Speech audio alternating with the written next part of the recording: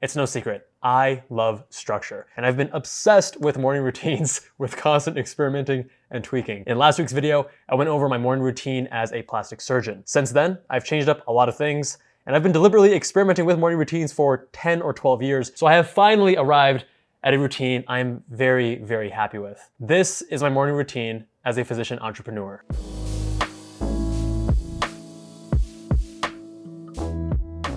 All right, waking up. Again, I start with the Philips Hue smart lights and they simulate sunrise. So they turn on gradually over 30 minutes. And this is literally one of my favorite tech purchases of all time because you can do not only simulating sunrise, but so many other cool things. You can find the link to them and every other item discussed in this video down in the description. Ever since resigning from plastic surgery residency, I've been doing a lot of experimenting in terms of when I want to start my day. Definitely not 4 a.m. anymore. So I've actually settled with 6 to 7 a.m. on most days. There are times when my body just wants to get up at 5 or 5:30, and there are times when I sleep in to 8 or sometimes even 9. Regardless of when I wake up though, I still follow this same morning routine. Back in residency, as you saw in my other video, I used to keep my phone on my nightstand as most people do. But now I keep my phone away from my bed on the opposite side of the room, and this serves two functions. First, it prevents snoozing, which is a massive waste of time because I need to get up to go turn off my alarm. But then second, and possibly even more importantly, it prevents me from using my phone late at night, which I should not be doing because that would be disruptive to sleep. So I don't want to rely on my willpower to not use my phone that's right there next to me.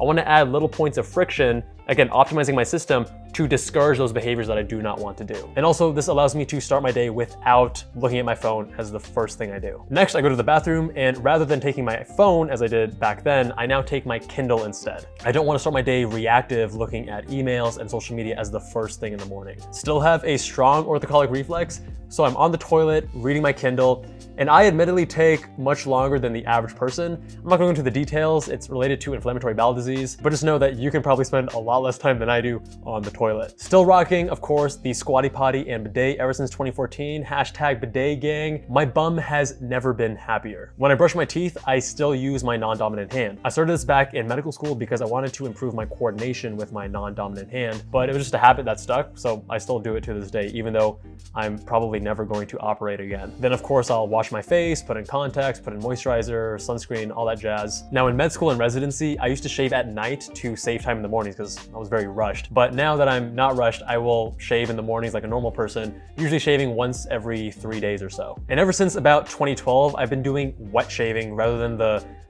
more traditional cartridge shaving. Well, rather, wet shaving is traditional, it's old school. It's where you have a soap or a shaving cream and you use a brush like a boar's hair brush, work up a lather, and then you do 3 passes with a double-edged razor. And that double-edged razor is it's a single blade. It's not this like 3, 4, 5 blade cartridges that you get from Gillette or whatever other company. You get smoother shaves, you get less irritation. It's a much more pleasant experience. Each actual blade is on the order of cents and you can use them for several shaves. And before leaving the bathroom, I still weigh myself every morning, of course naked, but I'm going to spare you that visual. This is important because I've emptied my bowel and bladder and I haven't drank anything or eaten anything, so I'm getting a consistent weigh-in. I no longer use that old Renpho scale though. I now use the Withings Body Plus scale for 3 main reasons. First, it's much more accurate with my actual body weight and body fat percentage, whereas with the other scales I've tried, they tend to give me a little bit of an ego boost. Second, it has some other really cool features like including a weather report, and it even has positioning sensors. It has these arrows that will guide you to make sure you're standing in the same position each time for more consistent readings. Third, and most importantly to me, is that it syncs directly with Wi-Fi. So most people may not care about this,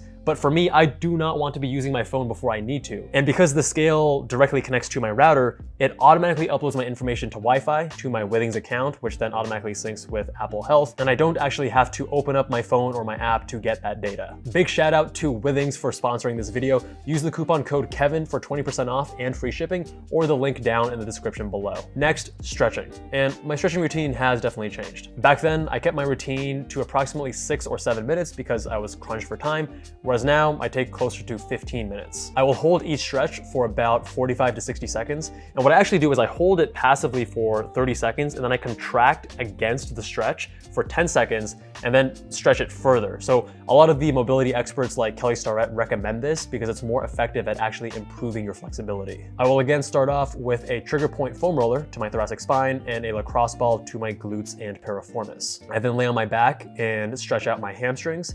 I then get up and do a hip flexor stretch, but now I also added a additional supplementary hamstring stretch right after that. Next, I do some wrist strengthening and stretching exercises. And unfortunately, I have to do this because a few years ago, a nurse placed an IV in my hand. She went way too deep and violated my actual joint space. I got a ganglion cyst, and even though the ganglion cyst has finally resolved, I still have lingering wrist pain. So doing these wrist exercises just keep my wrists and hands functioning as they should. Then I do cat camel, followed by cobra, child's pose, and then this groin stretch, which I call frog. I then transition to a deep squat to really finish opening up my hips. And finally, I'll work on opening up my chest by taking my lacrosse ball, putting it on the wall, rolling my pec major and pec minor, and then afterwards holding a stretch for, again, both pec major and pec minor. Now these stretches seem like a lot, but they feel so good because I'm working on things that are tight, because most of us sit too much, we don't have perfect posture. So I actually enjoy my stretching routine. Next, I grab my chest strap, and this is also the point when I first touch my phone. I open up Elite HRV. My phone is on Do Not Disturb mode though, so I'm not getting bombarded with emails and messages from other people. Measuring my HRV only takes 2 minutes,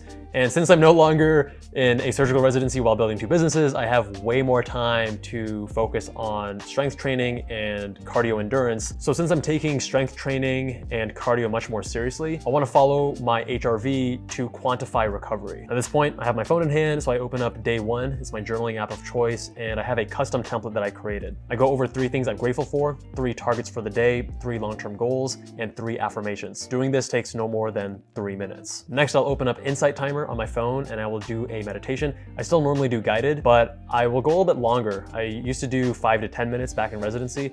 Now I have time in the morning, so I'll do 10 to 15 minutes, sometimes even up to 20. As for getting dressed, I work from home, I work for myself, so comfort is a priority. That's usually a t-shirt and shorts when it's warm, or a long sleeve and sweatpants when it's cold. Next, I go to the kitchen and I fill up my water bottle, which I've probably drank through part of during the night. And I actually don't eat anything. I'm doing intermittent fasting, and I have an 11 a.m. to 7 p.m. feeding window. So back in surgery, I wasn't doing IF because you can't really eat when you're on surgery. Whereas these days I have complete flexibility with when I eat. And the reason I do IF is that it really helps me with symptomatic control with my inflammatory bowel disease, and it has some other health benefits, which I'll be talking about on a Med School Insiders video coming soon. And after that, I'm done with my routine and I get to work. Now I do want to highlight a few additional points. First of all, I am human. I do not execute this exact morning routine 100% of the time. That being said, I've experimented and added and removed one thing at a time over several years, so I am pretty consistent. I would say I hit all these things around 75% of the time. If I'm short on time or need to skip something, then meditation is the first thing to be dropped, and that happens about 25% of the time. The next thing to get dropped is my HRV measurements, which happens 10 to 15% of the time. And the last thing to get dropped is journaling, which happens about 5% of the time. Stretching always happens, although I may sometimes truncate the stretching routine if I am really rushed, but it's so important to me being ache and pain-free throughout the day. Plus, it feels really good in the moment. I'm also very consistent with not eating until 11 or 12 because kind of delaying and dealing with hunger hasn't historically been an issue for me. And this is my perfect morning routine, which is definitely going to look different than your perfect morning routine. But hopefully you can derive some inspiration or some points to consider. Some people said that my plastic surgery morning routine was intense. I think this is definitely to the next level. But remember that I added and removed things one at a time over several years. It didn't just happen all like that. I recommend you try changing things one at a time. Add one thing, maintain it for a couple weeks, see how much you like it. Remove one thing, like how I removed smoothies, try it out for a couple weeks, see how you like it, etc. Don't try changing too many things all at once. I hope you guys found this video helpful. Let me know how your morning routine is different than mine. Much love, and see you guys soon.